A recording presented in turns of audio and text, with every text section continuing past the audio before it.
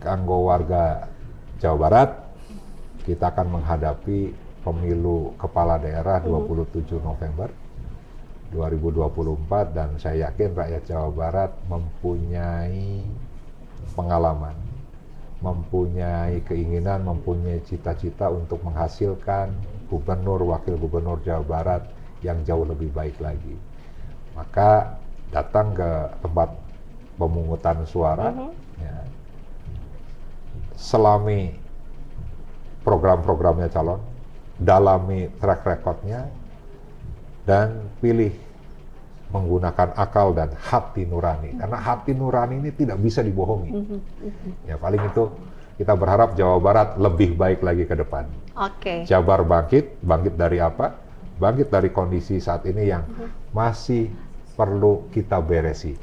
Makanya saya hadir di Jawa Barat, time to beberes Jawa Barat. Hai sedulur netizen, senang rasanya saya Novia Aprilia dapat kembali menyapa Anda semuanya. Oke, kesempatan kali ini Apa Jere akan berbincang ya dengan tokoh yang sangat luar biasa. Ini sudah familiar wajahnya, nyentrik, pokoknya beda dari yang lain. Oke, ini pertama kalinya Novi juga berbincang bersama beliau. Langsung saja, Apa Jere Kang Ono. Apa kabar nih, Kang Ono? Baik, alhamdulillah.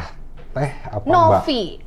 Teh apa Mbak? Mbak dong berarti. Oh Mbak. Kita ada di Cirebon ya Pak? Oh siap. Iya, oke. Baik Kang Ono, terima kasih sudah hadir di sini di podcast Apa Jare. Apa Jare? Apa Jare? Jare wong dermayu mah pujare. Pujare. Pujare sampean Mbak. Oh nah, makanya kita mau tahu Apa Jare versinya Kang Ono kali ini ya. Kita mau ngobrol panjang lebar ya. Ngomong-ngomong ini terkait dengan pencalonan Kang Ono ya di pemilihan Gubernur Jawa Barat. Oke, kan sudah nyaman nih, Kang Ono. Nyaman apa? Sudah nyaman di RI nih. Kok balik lagi ke Jabar? Gimana nih, Kang Ono? Ya, jadi Mbak Novi, saya kan 26 tahun ya, sudah berpolitik lah. Kalau dari struktural partai, dari tingkat kecamatan. Umur saya waktu itu 24 tahun. Lalu jadi anggota DPRD Kabupaten ya, tahun 2004. Jadi anggota DPR RI 2014 sampai sekarang. Sampai sekarang. Dan di eksekutif kan belum pernah, walaupun dulu pernah 2005. Pertama kali pilkada dipilih oleh rakyat, saya sudah mencalonkan sebagai calon wakil Bupati Indramayu saat umur saya 31 tahun. Wow. Saat itu kan belum ada isu pemimpin muda, jadi pemimpin itu harus tua, harus pengalaman, tapi saya sudah mencoba dan kalah. Nah, sehingga 15 tahun di legislatif yang mempunyai fungsi pengawasan, menyusun anggaran, menyusun undang-undang. Kayaknya bantu rakyatnya agak kurang ya. Agak kurang? Agak kurang karena memang terbatas. Beda dengan eksekutif. Jadi eksekutif itu dia mempunyai fungsi anggaran, mempunyai fungsi legislasi juga, ya mereka juga punya fungsi pengawasan. Tapi karena eksekutif, semua programnya dia yang mengeksekusi. Sehingga pada saat anggota DPR RI, DPRD provinsi maupun kabupaten kota, pada saat rakyat menyampaikan masalahnya, kita tidak langsung eksekusi dia. Jadi kurang puas nih, Kang Ono. Iya, saya harus lapor dulu ke eksekutif, tolong dong eksekutif bantu rakyat, kemarin rakyat menyampaikan ke saya. Jadi harus ada tahapan. Lama ya Pak? Lama. Nggak ini nih ya. Mending eksekutifnya peduli kan gitu. Sayanya dianggap gitu kan. Kalau tidak, iya nggak jalan juga. Tapi pada saat saya eksekutif, apa masalah rakyat, selama programnya itu ada, di APBD-nya ada, saya langsung bisa eksekusi. Karena membantu rakyat itu merupakan kepuasan bagi saya. Wow, kepuasan bagi Kang Ono ya. Betul. Ini juga mungkin yang bikin Bapak pakainya gercep nih pakainya nih Pak. Iya. Harus melaju nih. Harus lah. Di Pilgub nanti Pak. Insya Allah doain ya. Siap, kami siap mendukung ya pokoknya. Tapi alasan dari Bapak selain tadi rasa kurang puasnya itu apalagi sih Pak? Karena kita tahu sendiri nih ya, banyak juga nih. Tadi pagi saya ngeliat Bapak, banyak foto-foto Bapak ya. Time to beberes Jawa Barat. Oke, Jawa Barat itu kan 50 juta penduduk. 27 kabupaten kota, 627 kecamatan, 5.957 desa dan kelurahan. Problem kita hari ini 40 lebih perusahaan atau pabrik di Jawa Barat tutup pindah ke Jawa Tengah, sehingga angka penganggurannya 7,44%. Dari 7,44% itu 70%-nya adalah angkatan muda. Ya, angkatan kerja, sorry. Berarti angkatan kerja itu berarti di sana ada milenial, ada zilenial. Sedangkan komposisi penduduk di Jawa Barat, ya 52%-nya kalau tidak salah, itu adalah kaum milenial dan zilenial. Yang kedua, Jawa Barat saat ini menjadi provinsi yang terbanyak rakyatnya terjerat judi online. Wow. Terbanyak juga terjerat pinjaman online. Banyak juga bank emok.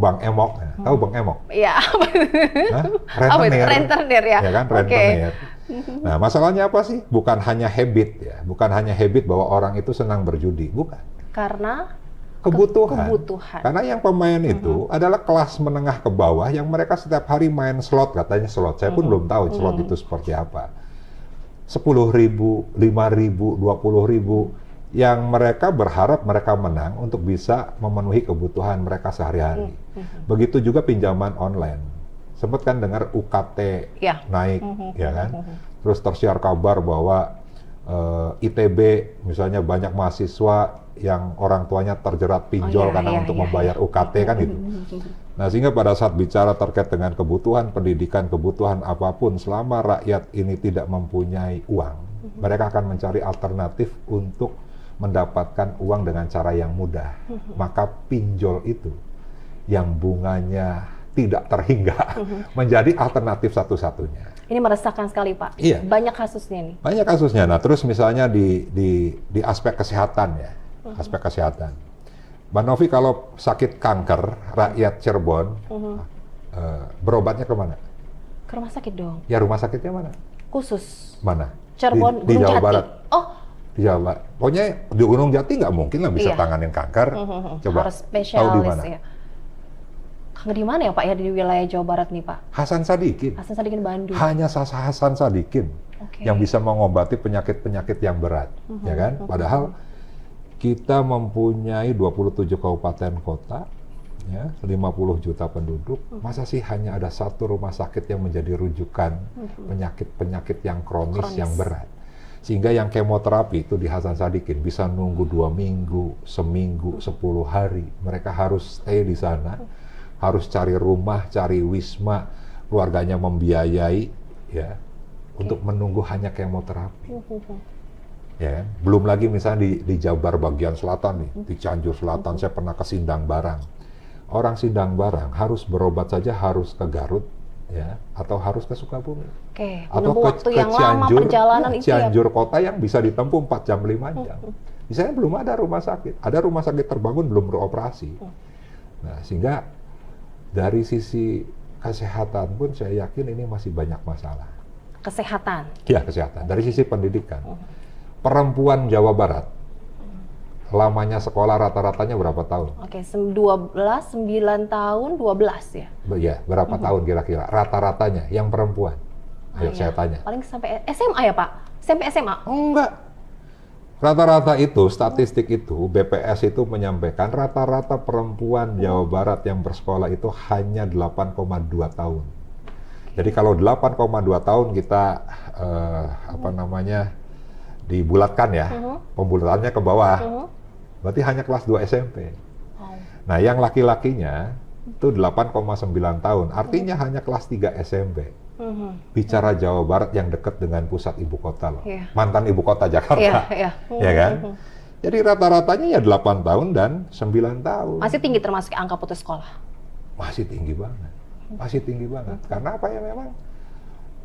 Mungkin ada berbagai macam faktor ya, ada lingkungan, ekonomi, ada ekonomi dan sebagainya. Infrastruktur, ya kan? Infrastruktur, jalan provinsi banyak yang rusak, ya kan? Di Cirebon banyak Pak, di Tasik banyak, ya kan? Apalagi di Jabar Selatan juga masih banyak. Lalu bicara ekonomi ya, walaupun misalnya tingkat kemiskinan di Jawa Barat itu di bawah nasional ya, Tapi kan kita merasakan betul ya bahwa kondisi saat ini rakyat itu sedang tidak baik-baik saja. Tidak baik-baik saja. Ya, beras tidak turun-turun, minyak goreng naik, dolar 16.000. Belum lagi misalnya tadi pengangguran yang berefek juga kepada kemiskinan. Sehingga ada misalnya 5 kabupaten yang utama dengan tingkat kemiskinan ekstrimnya yang besar. Itu mana saja? Indramayu, Kuningan, Cianjur, Cirebon masuk? Bandung, Kerawang. Cirebon sih enggak ya? Oke. Alhamdulillah enggak. Tapi kalau Masih aman. bicara 18 kabupaten kota di Jawa Barat, maka Cirebon pun masuk. Ya kan, Cirebon pun masuk. Nah, jadi kemiskinan ekstrim ini kan rata-rata pendapatan untuk satu Kepala keluarga. kepala keluarga itu kira-kira hanya Di bawah 1? enggak, misalnya anaknya 2 dengan istri 350 kali 4 berapa? 1,4 juta. 1,4. Di bawah UMR. Ya, 1,4 juta. Jauh. Ya kan, masih banyak. Malahan ada yang cuma berapa gitu kan, dan masih banyak. Nah, kemiskinan ekstrim ini kan ya pastinya menjadi kerja pokoknya pemerintahan siapapun. Jadi masih banyak PR nih, Kang. Masih banyak PR, termasuk harus misalnya diberesin. tadi, misalnya anak-anak muda ya, tadi terkait dengan pekerjaan. Ya Lapangan kan? pekerjaan nih. Lapangan pekerjaan dengan tadi yang saya sampaikan di awal, tutupnya pabrik di Jawa Barat, terus pindah ke Jawa Tengah karena UMR-nya.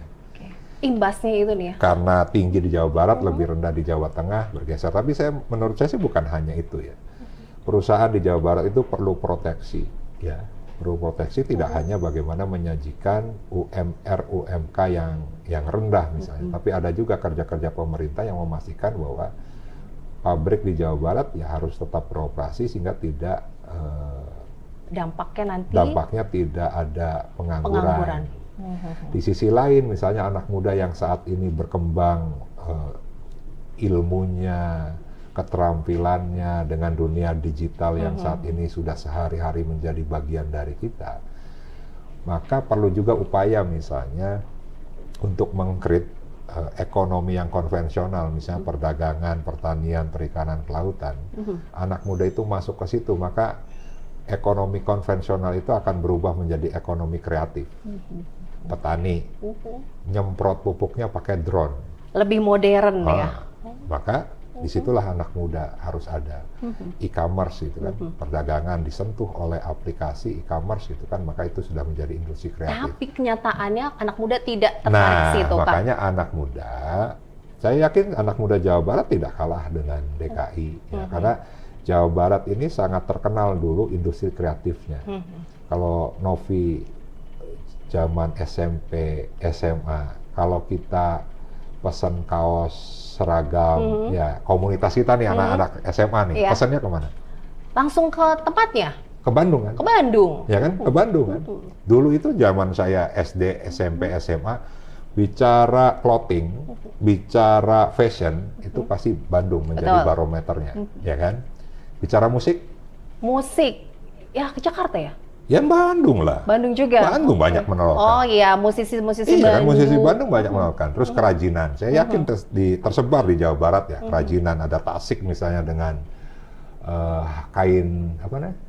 Tenun ya, Tenun, ya kan? batik tenun. Batik, tenun, terus ya banyak lah.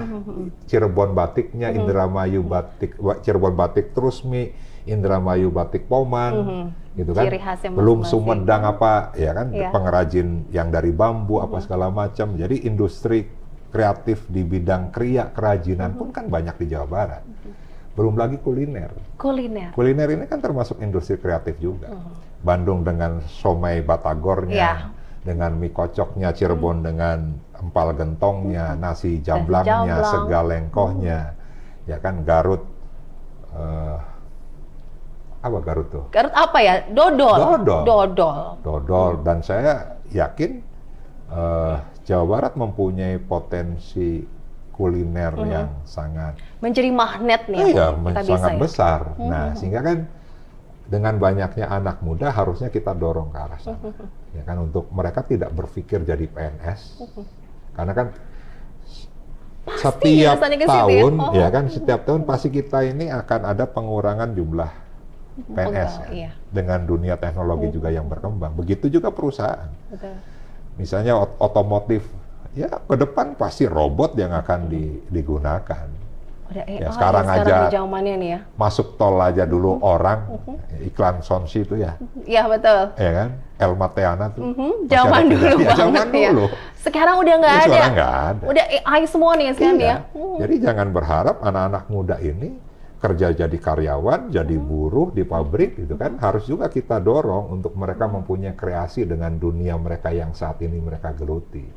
Sehingga yang cita-cita dari jadi selebgram ada, jadi tiktokers ada, terus jadi gamers ada, gitu kan. Tinggal kreativitas Nah, digali. kreativitas. Ini anak-anak muda seperti yang hadir di sini suka make up, Iya. ya kan? Di depan Beauty TikTok kamera, blogger ya kan? bisa Beauty dia. blogger. Betul, betul. Dipoles mukanya itu banyak yang nonton dan Betul disawer kan sekali. itu kan live TikTok. Ya kan saya pun live TikTok ada $15. Iya betul. Ada aja Sekarang yang memanfaatkan nyawer. media sosial Betul, Kang Ono. Tapi ini betul. kerja berat ya Kang Ono. Pasti berat lah karena anggaran APBN, anggaran APBD kan turun ya. Pendapatan negara, pendapatan daerah cenderung turun karena ekonomi rakyatnya juga susah. Misalnya di Jawa Barat dari 40 triliun misalnya 35 triliun sekarang jadi 29 triliun. Tapi memang ada faktor terkait dengan bagi hasil pajak kendaraan bermotor yang tadinya full ke provinsi. Nah, sekarang ada regulasi yang akhirnya langsung ke kas daerah di tingkat kabupaten kota.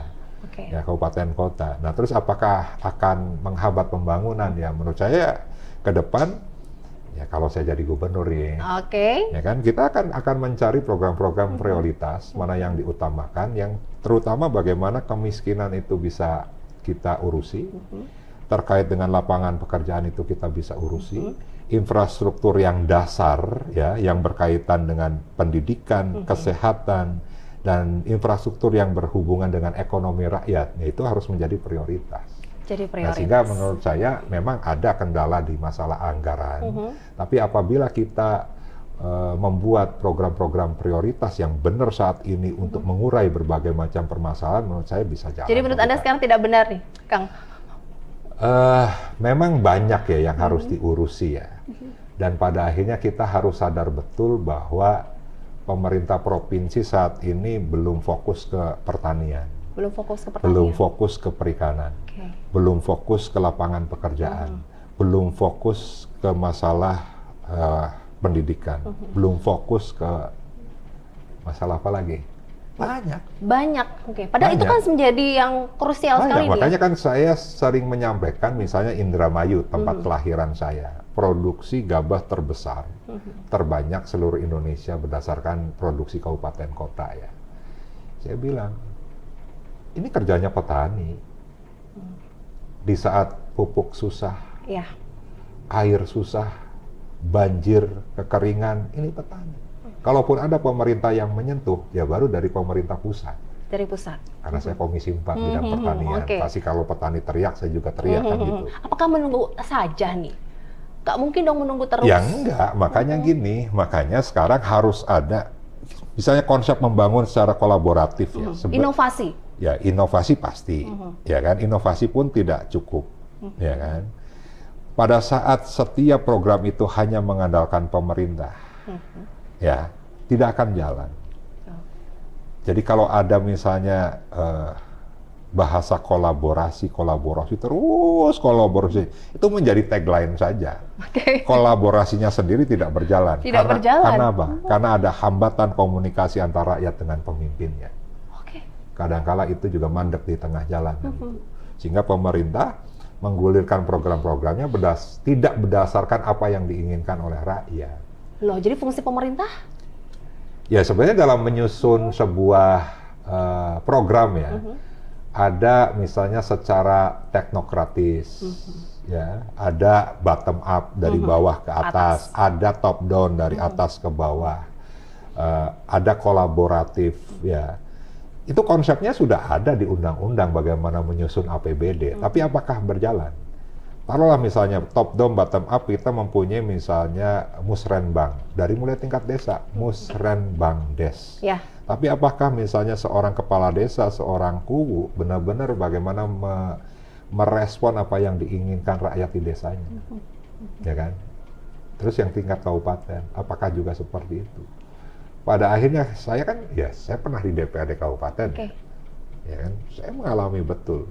Ya, kebanyakannya copy paste. Betul, karena merasakan programnya diulang-ulang terus setiap tahun. Hanya angkanya saja yang bertambah, berkurang, bertambah, berkurang gitu kan. Nah, sehingga yang menurut saya program tidak perlu juga banyak dengan kondisi yang saat ini gitu kan. Tapi kita fokus saja. Yang sifatnya rutin itu yang menurut saya harus dikurangi ya. Apalagi terkait dengan belanja rutin yang meliputi misalnya kegiatan dinas apa segala macam. Ngapain juga bikin seminar, bikin workshop, terus pesertanya hanya 20 orang. Dan pesertanya itu saja. Oke, tidak Ya efektif, kan? buang-buang anggaran. Ya, terus di hotel gitu kan, ngapain? Kalau bikin workshop pelatihan, ya bikinlah di tengah-tengah sawah, kalau itu pelatihan untuk para betul, petani. betul. Ini kan tergantung pucuk pimpinannya nih, Kang Ono. Bagaimana di atasnya? Ya sebenarnya gini, ada atas, ya kan, dari presiden turun, ya kan. Tapi menurut saya pemimpin yang baik itu, bagaimana pemimpin juga bisa menyeimbangkan apa yang menjadi kebijakan-kebijakan nasional, tapi juga apa yang menjadi keinginan rakyat. Pada saat kebijakan nasional itu harus dilakukan, di saat rakyat ini juga tidak butuh, maka disitulah perlu intervensi seorang pemimpin. Dia harus milih yang mana. Bagi saya akan memilih apa yang diinginkan rakyat. Oke, versi Kang Ono nih, nanti jika dipercaya warga Jawa Barat, apa yang akan Anda lakukan? Sekarang kan saya lagi muter nih, ya kan, ketemu anak muda, ketemu petani, ketemu nelayan, semua kita serap. Jadi saya bilang, saya hadir di hadapan bapak-bapak, akang, teteh sekalian, saya ingin tahu permasalahannya apa sih. Misal mereka menyampaikan, kok sulit sekali sih diskusi anak-anak muda dengan gubernur, sampai kita demo pun tidak ditemui gitu kan. Terus kita sulit menyampaikan aspirasi, padahal kita ini ingin bantu pemerintah, dan kami ini anak muda yang ingin didengarkan. Kita anak muda itu bukan anak muda yang biasa selalu terstigma bicara mental health gitu kan, seperti itu gitu kan. Kita pun mampu gitu kan. Oke, saya bilang selama ini apa yang diinginkan oleh anak-anak muda itu, oleh aktivis apa segala macam, buruh, petani, nelayan, mahasiswa, sebagainya macam, ya mereka perlu saluran untuk menyampaikan dan pingin langsung ketemu, karena mereka pun menyampaikan masalah-masalah yang mereka temui di tengah-tengah rakyat. Oke, saya bilang, setuju nggak kalau saya punya program unggulan? Program unggulan? Ya, saya siapkan 1 hari. Dan 1 hari itu saya hanya bertemu dengan rakyat. Menampung aspirasi mereka? Ya, nanti kita atur. Kabupaten Bandung, Kota Bandung, apa segala macam, 27 kabupaten kota, mana rakyat yang ingin didengar langsung, maka kita siapkan 1 hari bergiliran. Roadshow dong? Enggak.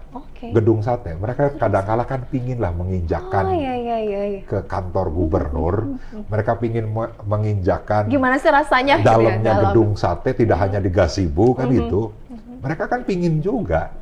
Jadi kita siapkan gedung sate 1 hari dan rakyat bisa datang. Menyampaikan langsung kepada gubernur. Nanti saya siapkan kepala-kepala dinas, seluruhnya mendampingi saya. Apa masalahnya langsung kita eksekusi. Nah, yang kedua, hari Sabtu saya akan keliling. Akan mengecek ya seberapa baiknya program-program yang sudah dilaksanakan oleh gubernur. Ya. Mengevaluasi terus nih ya. Jadi Jumat, Sabtu, ini harinya rakyat. Memang Kang Ono bisa, selama ini juga saya keliling terus. Lebih banyak di luar ya Pak ya? Iya, kayak Bang Toyib, saya nggak pulang-pulang. Pulang-pulang, iya, pantes. Satu itu, yang kedua misalnya tadi, pinjol. Ya, pinjol, Bank Emok atau rentenir, ya kan, yang bergetok koperasi biasanya kan gitu. Terus misalnya tadi, judi online.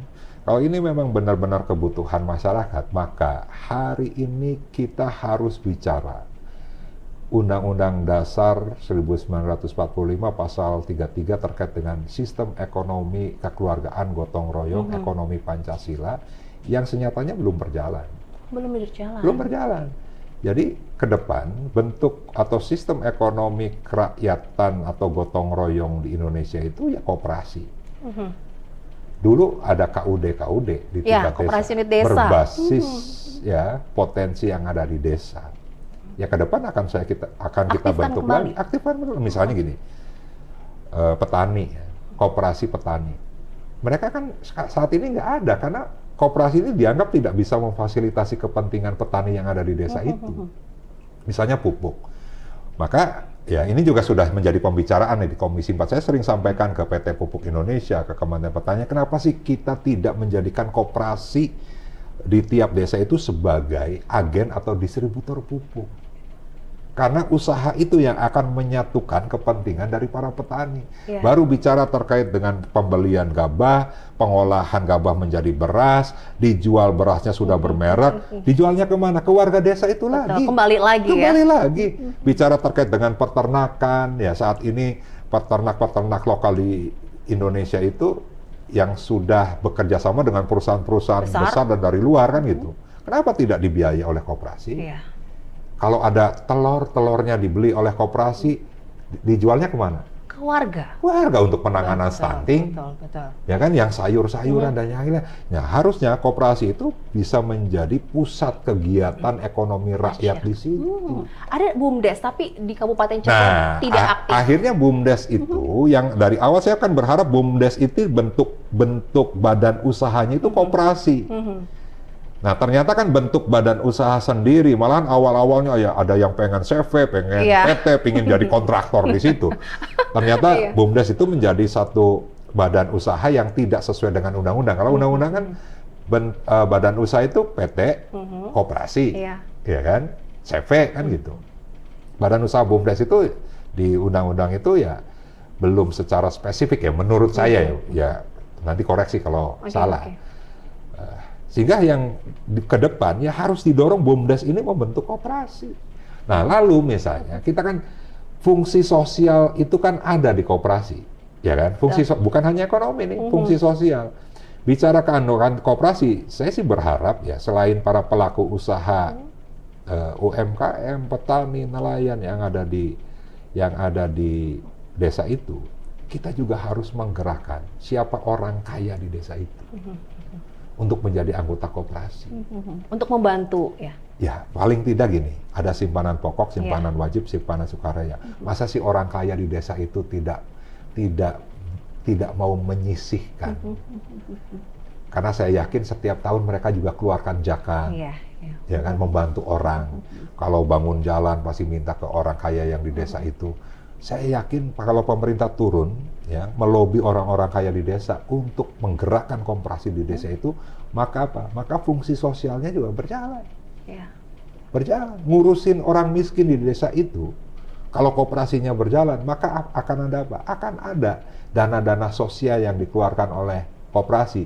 Jadi keuntungan koperasi itu, selain misalnya keuntungan yang harus disisihkan untuk terkait pengembangan usahanya, tapi juga ada disisihkan terkait dengan dana-dana sosial. Juga. Bicara pengentasan kemiskinan, bicara kesehatan, bicara pendidikan, dan lainnya ada. Sayangnya tidak berjalan begitu ya, Nah, makanya saya mempunyai program unggulan yang kedua. Apa itu namanya nih? Ya, saya akan membentuk kembali koperasi-koperasi desa dan koperasi-koperasi berbasis komunitas. Berbasis komunitas. Jadi pedagang ya harus bentuk koperasi, nelayan harus bentuk koperasi.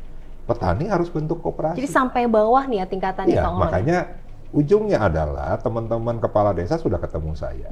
Saat ini desa itu hanya mendapatkan 130 juta per tahun dari Gubernur Jawa Barat. Untuk apa ya? Mungkin untuk menyelesaikan berbagai macam permasalahan di desa. Selain dana desa dari pemerintah pusat. Saya tanya kurang nggak? Kurang. Kalau saya mempunyai konsep demikian, berani nggak dijalankan? Oh berani Pak. Konsekuensinya apa? Ya harus ditambah. Berapa mintanya? 500 juta per tahun, per desa, per kelurahan. Saya hitung tidak lebih dari 3 triliun.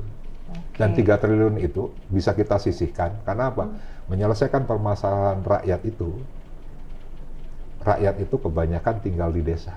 Tinggal di desa. Jadi kalau kita benar-benar aktivasi fungsi peran desa untuk menyelesaikan berbagai macam permasalahan rakyat, maka desa ini bekerja juga membantu pemerintah provinsi dan pemerintah kabupaten kota. Betul. Dari bawah tingkatannya ya, pasti akan meningkatnya juga lebih bagus lagi ya, Kang ya. Oke. Ini kan kerja berat nih untuk memberes Jawa Barat. Pasti kan butuh sosok pendamping yang cocok untuk bisa membantu program-program Anda bagaimana? Ya, saat ini memang on proses ya. On proses. On proses. PD Perjuangan kan 17. Tapi kayaknya udah banyak nih ya. Kadang sama Pak RK, kadang sama Kang Deddy. Yang bener yang mana nih sih, Kang? Jadi mungkin kan gini, mungkin kan kalau bicara terkait dengan peta politik Jawa Barat ini kan tidak bisa dilepaskan juga dengan peta politik tingkat nasional. Karena kan kita baru saja menyelesaikan Pilpres dan pemilu legislatif kan.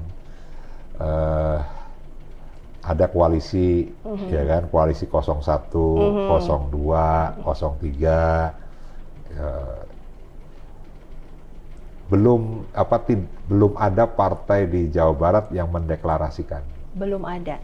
Mereka berkoalisi dengan siapa dan pasangan-pasangannya siapa kan belum ada. Dan masih sangat cair. Nah, sehingga kami sadar betul PD Perjuangan hanya 17 kursi, ya. Gerindra 20, Golkar 19, PKS 19, PDI 17, PKB 15, yang lainnya 8, 7, 1 gitu kan. Nah, sehingga PD Perjuangan kan tidak bisa mencalonkan sendiri. Gerindra pun sama, Golkar pun sama, PKS pun sama, karena minimal kan 24 kursi. Jadi komunikasi itu saya buka ke semuanya.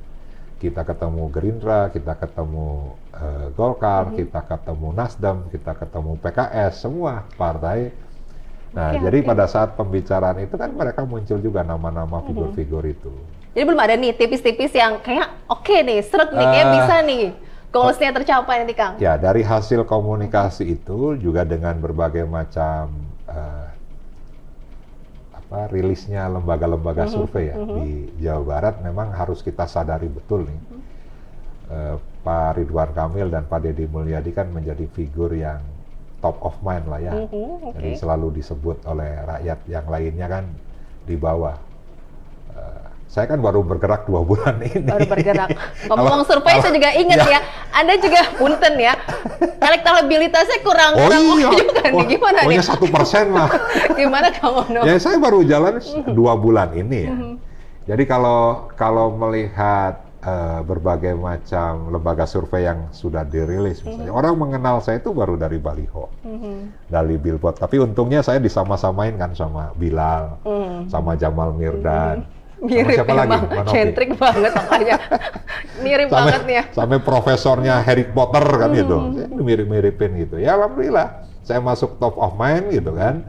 Karena mereka melihat baliho. Tapi kalau rakyat Jawa Barat mengukur sudah berbuat apa sih Ono Surono untuk rakyat Jawa Barat. Nah, kalau dibandingkan ke Pak RK atau dengan Pak Demul, ya nggak apple to apple dong. Karena beliau berdua itu pernah di eksekutif. Pak Ridwan Kamil 1 periode di Wali Kota Bandung, 1 periode di Gubernur Jawa Barat. Pak Deddy Mulyadi 2 periode di Purwakarta, Bupati, dan sebelumnya juga Wakil Bupati. Walaupun periode kemarin dia bersama-sama saya kan di Komisi 4 DPR RI. Jadi pada saat dibandingkan dengan Pak RK dengan Pak Deddy, ya menurut saya nggak apple to apple, karena bedanya fungsi antara eksekutif dan legislatif, di mana eksekutif itu punya peran yang jauh lebih besar. Nah, sehingga ya menurut saya survei itu juga salah satu acuan kita, ya kan, salah satu acuan kita. Nah, sehingga PD Perjuangan kan sadar betul dengan 17 kursi, dengan saya yang baru bergerak 2 bulan, maka apabila Golkar menerima pinangan PD Perjuangan, maka saya katanya diwakil. Berarti Ridwan Kamil Ono Surono. Jadi berubah nih, ya? Apanya? Posisinya? Iya, posisinya dong. Ya memang saya katakan dari awal harus fleksibel, harus melihat benar-benar peta politik yang ada. Kalau dengan Gerindra, ya kan, kalau nanti benar-benar PDI Perjuangan dipinang, berarti kan Deddy Mulyadi Ono Surono, kan itu. Oke, kalau tidak dua-duanya, maka ya saya juga kan sudah bicara dengan PKS, dengan Nasdem. Nasdem punya Pak Ilham, saya udah ketemu dengan Pak Ilham. Pak Ilham masih masih cair gitu kan, masih cair. Sama seperti saya, fleksibel gitu kan. Bisa nomor 1, bisa nomor 2. Dengan PKS ada Pak Haru Suwandaru, ya kan, Pak Haru Suwandaru. Lalu di P3 misalnya ada Pak UU. Pak UU. Ya, ada Pak Urusan UU. ulum. Nah, terus figur lain, misalnya siapa? Bu Susi misalnya, kan sempat disebut juga karena ada orang yang menyebut. Jadi ya memang itu anak-anak sih sebenarnya, anak-anak PDI Perjuangan. Tapi dari Kang Ono sendiri ada kayaknya sama yang ini lebih ngena. Menurut saya semuanya bagus ya, karena kalau saya diskusi dengan beliau-beliau ini mempunyai konsep yang sama. Ya. Pasti Pak Ridwan Kamil punya kelebihan dan mungkin juga punya kekurangan, begitu juga Pak Dedi dan yang lainnya. Maka saya bisa menemukan misalnya A, B, C, D punya kekurangan apa, maka saya bisa menutupi kekurangan itu dan sebaliknya. Kekurangan saya bisa ditutupi oleh mereka kan itu. Sehingga yang saat ini muncul saya melihat sih sangat baik ya. Sangat baik dan masyarakat kan cukup cerdas ya. Cukup cerdas betul menilai pemimpinnya. Sehingga pada saat sekarang misalnya ada anak-anak muda yang bermedia sosial, terus melihat misalnya track record dari masing-masing calon, ya mudah-mudahan mereka pada akhirnya bisa menemukan siapa figur yang terbaik di antara calon-calon ini yang menjadi pilihan mereka. Nah, saya sih sangat berharap bahwa anak muda itu merupakan kunci, ya. Karena nasib 50% lebih itu mereka itu ada di tangan gubernur, bupati, wali kota. Mereka salah memilih, maka nasib 5 tahun mereka ke depan juga tidak ada kepastian. Punya peran yang sangat luar biasa nih ya anak-anak muda kita ya. Ya, dan ya intinya saya yang baru misalnya di organisasi perikanan kan dari tingkat kabupaten sampai tingkat pusat juga. Jadi kalau saya ditanya sudah berbuat apa, ya paling tidak saya sudah bisa membantu nelayan. Pada saat saya menjadi anggota DPR RI, saya bisa membantu petani, saya bisa menggerakkan koperasi perikanan yang terbesar di Indonesia, ya Koperasi Perikanan Laut Mina Sumitra Indramayu, dari produksi sekitar 90 miliaran, 5 tahun saya urusin menjadi 450 miliar kan itu. Paling tidak saya sudah berbuat itu. Jadi pada saat rakyat menuntut saya untuk bisa mengurusi sektor lain atau kelompok masyarakat yang lainnya, ya kasih kepercayaan rakyat kepada saya untuk jadi gubernur. Nanti, gitu ya. Iya. Oke, Jadi kasih kesempatan dulu kepada saya. Tapi Anda yakin menang? Saya sih mempunyai target menang ya, Mbak. Karena gini, 4 kali pilkada PDI Perjuangan tidak pernah menang. Ya kan? Kita mengusung calon sendiri dan tidak pernah menang. Sehingga di depan mata saya itu kan sudah dilantik nih, 2 September nih. 2 September saya dilantik menjadi anggota DPRD Provinsi Jawa Barat. Dari DPR RI ke provinsi untuk legislatifnya. Banyak pertanyaan ke saya, kenapa turun? Iya, kenapa? Sudah nyaman loh Pak. Resesnya DPR RI itu setiap tahun itu 5 kali. Setiap titik reses itu anggarannya lumayan. Terus kita ada kunjungan dapil, ada rumah dinas di Jakarta, semua listrik, air, apa segala macam ditanggung oleh negara. Komunikasi kita dengan rakyat juga dibiayai. Lalu turun ke provinsi yang resesnya setiap tahun hanya 3 kali. 3 kali, berkurang ya. Paling ada sosialisasi peraturan daerah gitu kan. Terus saya harus turun. Makanya saya jawabannya simpel. Pada saat saya di DPR RI, maka saya hanya bekerja pada ruang lingkup bidang yang di komisi. Nanti kalau di komisi 4, pertanian, kelautan, perikanan, lingkungan hidup, kehutanan, dan pangan. Tapi kalau saya di DPRD Provinsi Jawa Barat dan mudah-mudahan saya dipercaya menjadi pimpinan di DPRD Provinsi Jawa Barat, maka semua bidang, semua sektor itu akan saya tangani.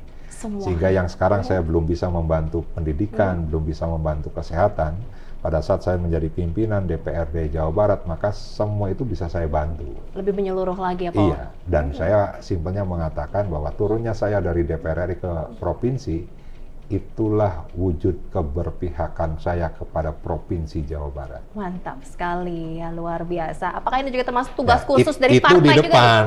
Ya memang tugas partai itu di depan mata. Nah, ya pada saat partai menugaskan saya harus ke eksekutif, maka 27 sampai 29 Agustus itu saya mendaftar ke KPU dengan 2 surat pengunduran diri. Betul. Mundur dari DPR RI yang periode sekarang dan mundur sebagai DPRD provinsi, ya kan? Nah, sehingga pada saat saya mendaftar, maka seketika saya berhenti dari DPR RI dan saya akan berhenti setelah saya ditetapkan sebagai calon gubernur atau calon wakil gubernur, mundur dari anggota DPRD Provinsi Jawa Barat. Nah, melihat itu kan saya harus membaca, harus memetakan secara cermat. Dan partai pun, saya yakin DPP partai pun memetakan juga secara cermat. Ono ini layaknya di mana? Kalau di DPRD Provinsi, ya mudah-mudahan jadi pimpinan, tapi kalau di eksekutif, ya saya sih berharap pasangan saya itu pasangan yang paling mantap, Paling mantap. ya kan? Sehingga kita bisa menang di 27 November nanti. Oke, pasangan yang luar biasa, pokoknya kuat gitu ya Kang Ono ya? Iya, iya. Oke, ini berat loh Pak. Berat. Anda butuh waktu lama atau bagaimana sih? Atau sebagai apa ya dari tugas partai? Wah, Saya oke, itu siap. mengalir ya. Saya itu tidak pernah punya cita-cita jadi anggota DPR RI, tidak pernah punya cita-cita jadi ketua DPD PD Perjuangan Jawa Barat. Cita-cita saya itu arsitek. Arsitek. Karena kuliah saya di arsitektur. Tapi kenapa saya terlibat di perikanan? Karena orang tua saya dari dulu memang di bidang itu. Iya, Mau iya. tidak mau saya dari kecil itu berinteraksi dengan nelayan, ya dengan pembudidaya ikan. Sudah melekat ya? Iya, Kang? jadi pada saat saya lulus di arsitektur, saya tidak menggunakan ilmu saya untuk saya cari pekerjaan ataupun berusaha. Saya tetap usahanya di perikanan. Jadi saya tidak pernah punya juga bercita-cita dari seorang politisi. Tapi saya melihat lah ada setiap 10 tahun itu saya berganti posisi. 30 tahun tadi saya jadi anggota DPRD Kabupaten. 40 tahun saya jadi anggota DPR Jabar. RI. Nah, Oke, sekarang pas nih, tahun ini saya 50 tahun. Di depan mata udah ada satu posisi yang baru, ya, yaitu anggota DPRD Provinsi Jawa Barat. Apakah memang itu, ataukah di eksekutif kan itu. Jadi, saya yakini bahwa di umur 50 tahun saya ini, saya akan menduduki jabatan yang baru, dan jabatan itu pasti jabatan yang harus ngurus rakyat. Oke. Tinggal di benar-benar di legislatif, apakah Gusti Allah ini akhirnya Ngeridoin itu ya? meridoi, akhirnya saya di eksekutif. Dan Oke, ini jadi ngerasain semua dong ya Kang Ono? ya, jadi ya menurut saya mengalir lah ya. Dan saya yakin hidup saya itu selalu diatur oleh Gusti Allah. Karena apa yang saya rasakan saat ini tidak sesuai dengan cita-cita saya zaman kecil. Nggak se-arsitek ya? Iya. Dan kalau saya memang harus ngurus rakyat, maka ya saya berdoa, ya Gusti Allah, ya mohon tempatkan saya pada posisi yang saya benar-benar bisa maksimal bantu rakyat. Itu aja, Mbak. Kita berharap sih Kang Ono ya mulus ya nanti sampai Amin. ke Jawa Barat nih ya dengan Amin. pasangannya juga. Kita tunggu siapa kira-kira nanti nih ya, apakah berubah atau memang punya pasangannya yang benar-benar nih Ya, bikin tebak siapa? itu dia, saya masih bingung nih. Belum ada ya Kang ya? Ya saat ini kita sedang mendalami dengan Golkar ya. Masih PDKT nih. Ya, dan itu semuanya sudah di tangan DPP partai. Ya partai Berarti makanya. sudah ada dong. Ya kalau misalnya dengan Golkar kan berarti dengan Pak RK, berarti posisi saya di wakil kan. Oke. Berarti- Anda nggak apa-apa itu Pak? Berarti nggak apa-apa. RK Ono Ridwan Kamil Ono Surono, disingkatnya Rido. Rido, bener-bener bagus. Ya, dia Rido. Kalau misalnya Golkarnya tidak mau, misalnya terus dengan Gerindranya mau, maka Deddy Mulyadi Ono, gitu kan. Disingkatnya apa? Deon. Gitu. Deh. Tapi memang masih belum bisa nih ya. Ini bentar lagi loh Kang. Bentar lagi, dan karena memang semuanya pun belum. Termasuk misalnya dengan PKS pun kita masih on ya. Kita masih on. Makanya mudah-mudahan ini dipercepat, komunikasi DPP partai dengan DPP partai lainnya juga mudah-mudahan lebih intensif. Ya, saya sih mudah-mudahan paling lambat minggu kedua bulan Agustus. Itu sudah Sudah ada. ada. Oke. Ya kan sudah ada. Ya, ada 2 minggu lebih nih ya. Iya, 2 minggu lebih. Kita tunggu Nah, nih ya, makanya sambil bentar lagi. menunggu ya, ya kita mah gerak saja. Oke, let it flow aja ya, Kang Ono ya. Kalau kita tahu nih ya, PDI Perjuangan itu kan partai yang besar. Yakin dengan massa yang besar itu bisa memuluskan langkah Anda? PDI Perjuangan adalah partai massa, partai kader, termasuk juga bisa dikategorikan partai modern. Karena kita sudah punya ISO ya, bagaimana manajemen partai. Kita punya struktur dari tingkat DPP, tingkat pusat, sampai anak ranting yang berbasis RW ya. Kita punya struktur itu. Apakah itu satu-satunya kunci kemenangan? Tidak. Ya, mereka salah satu instrumen. Kunci kemenangan yang kedua adalah figur calonnya.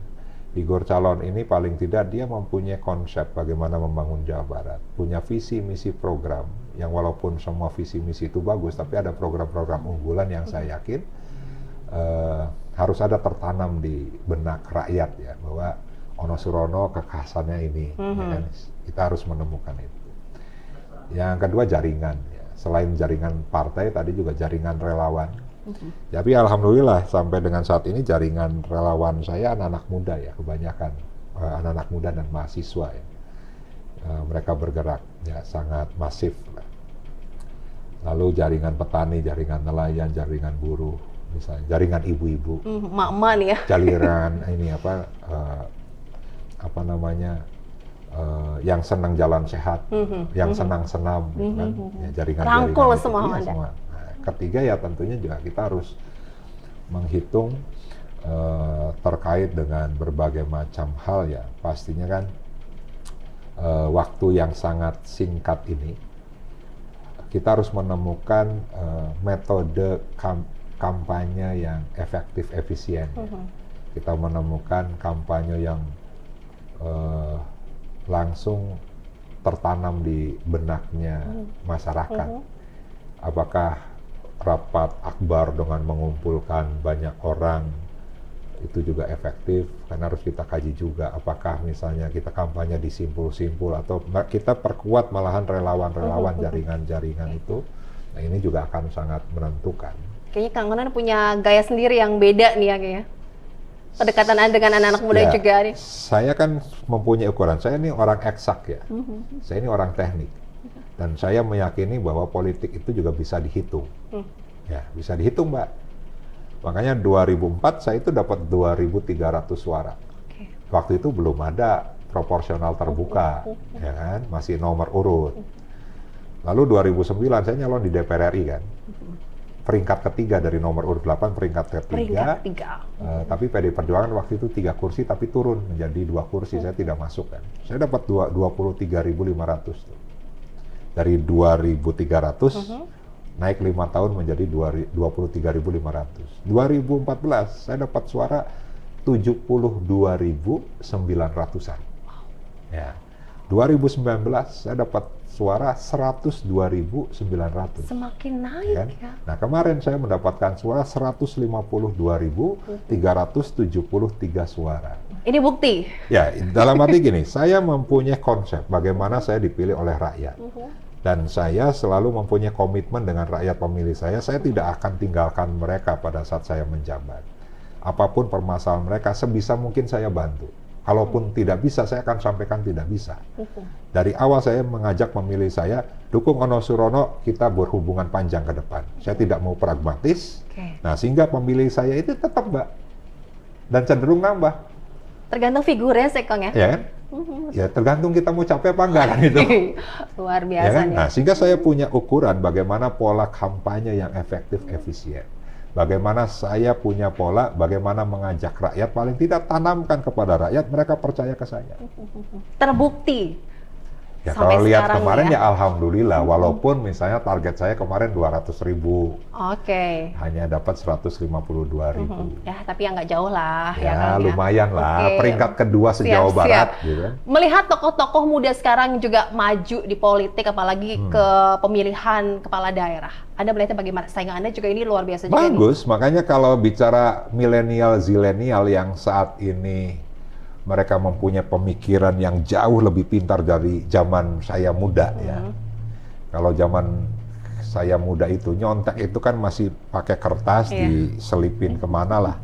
Mereka nyonteknya sekarang sudah pakai gadget. Pakai gadget. Ya kan, AI berkembang. Sekarang bikin skripsi saja bisa pakai AI kok. Mereka jauh lebih pintar dari zaman saya muda, sehingga mereka harus diberikan porsi yang lebih untuk bisa juga masuk dalam seluruh bidang-bidang sektor-sektor, termasuk politik. Mereka jago kok, mereka banyak muncul-muncul anak-anak muda yang mempunyai kapasitas ya. Walaupun dari sisi pengalaman mereka kurang di dunia politik, tapi dari sisi pemikiran mereka jauh ke depan. Nah, sehingga alhamdulillah nih kalau ada anak-anak misalnya dari mulai SD sudah berorganisasi, SMP sudah berorganisasi, SMA sampai kuliah dia di BEM, di organisasi kemahasiswaan, maka mereka itu punya potensi untuk menjadi pemimpin-pemimpin bangsa ke depan. Sehingga munculnya anak-anak muda di DPRD kabupaten, kota, provinsi, ya, DPR RI, sampai mereka masuk ke kepala daerah, wakil kepala daerah, yaitu menjadi sebuah aset bangsa yang... Ancaman tidak untuk Anda? Enggak. Karena saya masih muda, Mbak. Masih rock and roll. Ya kan? Saya masih muda, saya relate loh dengan anak-anak muda nih yang di depan nih. Kenapa? Anak saya 4, ya kan? Anak saya 4. Yang kecil itu semester 4. Semester 4, yang kecil tuh, yang kecil, Mas. Saya kan nikah muda. Oh, iya. Jadi, anak yang pertama, kedua mau lulus kuliah, ya kan? Anak yang ketiga, dia hobinya musik, pokoknya nggak ngurusin kuliah tuh, musik aja terus, ya kan, jadi ya, pemain band lah, udah kemana-mana kan ininya, pentasnya tuh. Anak saya yang kecil ilmu komunikasi di BINUS. Jadi pada saat sarapan atau makan malam ya saya selalu diskusi sama dia, bagaimana sih kondisi anak muda saat ini yang generasi apa sih namanya? Milenial, bukan istilahnya generasi apa gitu yang micin. Generasi micin. Nah, generasi micin kan itu. Iya. Yang suka stres ya kan. Kalau stres dikit healing, ke Bali ya kan, ke puncak ya kan gitu kan. Iya. Tapi saya pada saat bicara dengan anak saya yang kecil nggak semua seperti itu kok. Ya paling tidak kan dengan dunia teknologi yang semakin berkembang, mereka lebih jago dari kita. Hanya mereka butuh suara mereka itu diperhatikan. Suara mereka diperhatikan. Iya. Termasuk dalam keluarga kan itu. Makanya saya kan tidak pernah juga misalnya harus ke sini. Seperti anak-anak saya misalnya, pengen ke jurusan apa? Kita tidak pernah mengarahkan. Jadi membebaskan. Iya, misalnya anak saya yang pertama kedokteran gigi, anak saya yang kedua ilmu politik, anak yang ketiga ilmu komunikasi, anak yang keempat ilmu komunikasi. Saya tanya, mau pada masuk ke partai politik nggak? Wah, ngapain katanya, papa aja capek. Nggak ada yang tertarik, Kang? Tapi ada yang nomor 2. Oh, oke, sudah mulai nih ya. Nomor 2, dan saya sih melihat ada yang kecil ini, ya kan. Jadi kecil ini, dia kalau di keluarga cenderung pendiam. Jadi tidak mau memulai pembicaraan. Tapi kalau kita pancing, dan kena topiknya, kita ngomong 1, dia ngomong 10. Oke. Kamu nih ada bakat di politik. Tinggal Anda bimbing aja tuh ya? Ya nanti kita lihat, sama seperti gitu. Saya pun misalnya di keluarga, orang tua saya tidak pernah orang tua saya mengarahkan, misalnya, mengarahkan di dunia usaha kan.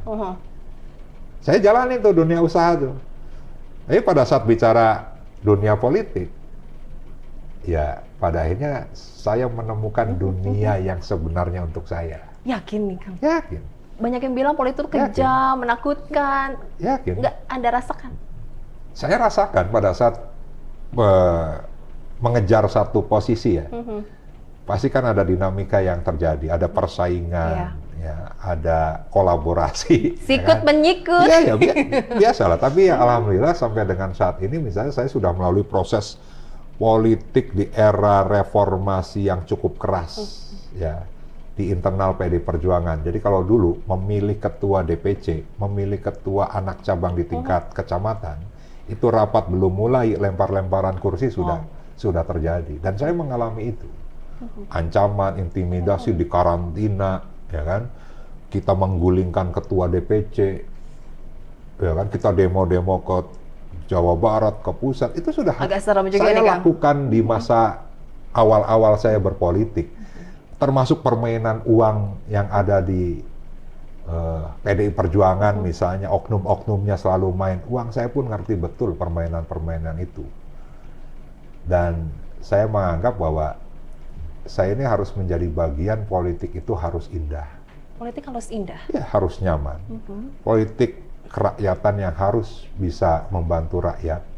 Politik yang dijalani walaupun ada intrik-intrik tersebut, ini menjadi bagian yang terkecil, tapi politik itu sebenarnya politik yang berkeadaban, ya, politik yang pada akhirnya bisa mewujudkan Indonesia yang adil dan makmur sesuai dengan cita-cita bangsa. Luar biasa. Cocok dipilih, jangan sampai lupa nanti ya. Biar nanti kita juga anak muda diperhatikan suaranya ya. Punya ruang khusus juga nih Kang Ono. Harus, karena saya mengalami betul ya, 17 tahun saya menjadi anggota koperasi. 22 tahun saya sudah punya usaha sendiri. 35 tahun saya tuh ngurusin orang-orang tua. Ngurusin orang-orang tua? Iya. Jadi Anda bisa kemana aja nih ya? Juragan-juragan kapal itu kan orang tua-tua punya banyak duit dan saya harus mengurus mereka. Jadi pada saat anak muda, Pak, apa yang harus kami lakukan? Saya bilang saya tidak membanggakan diri saya ya. Tapi pada saat zaman saya muda, saya itu tidak sempat nongkrong dengan teman-teman sebaya. Ya, dengan teman-teman sebaya bicara gitaran pinggir jalan, bicara nonton konser, bicara nonton bioskop, apa segala macam. Saya habiskan masa muda saya di tambak, di tempat pelelangan ikan, jual ikan ke Muara Angke, Muara Baru, ya kan? Saya jalani itu, gitu kan. Jadi sebenarnya kita bisa, anak-anak muda itu. Jadi ya menurut saya, pengalaman saya yang dari muda selalu berinteraksi dengan dunia usaha, ketemu kelompok masyarakat yang paling termarginalkan, nelayan saat itu, ya menurut saya semua anak muda punya kesempatan yang besar. Ya. Kita butuh pemimpin yang asik. Anda ini asik nih, Kang Ono. Ya, saya bilang gini, saya itu kalau liburan itu kalau di Jakarta, Mbak Novi. Jadi kalau di Jakarta itu rapat di DPR itu jam 10 rapat, jam 5 sudah pulang. Saya bisa di rumah, ketemu keluarga, ya kan, nonton Netflix, ya kan, terus ke mall, misalnya sama anak-anak, gitu kan. Itu tiap hari rutinitas di Jakarta. Ya, family time lah ya. Iya, family time. Walaupun rapat-rapat yang panjang mungkin ya tidak sampai tengah malam, atau misalnya kunjungan ke daerah, gitu kan. Tapi kalau saya ke Indramayu, pulang nih, pulang kampung Sabtu nih ya. Minggu misalnya, maka saya bangun itu sudah ada orang. Dan orang yang datang ke saya itu bukan orang yang bawa oleh-oleh, bukan orang yang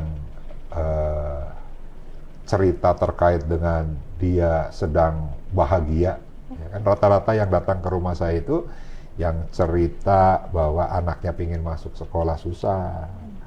Keluh kesahnya. Keluh kesah ya, terkait dengan petani yang susah pupuk, ya kan, dan itu bisa sampai malam, bisa sampai bahkan pagi. Waduh. Dan kalaupun mereka tidak ke rumah, maka saya yang akan keliling. Karena saya mempunyai RAOS namanya.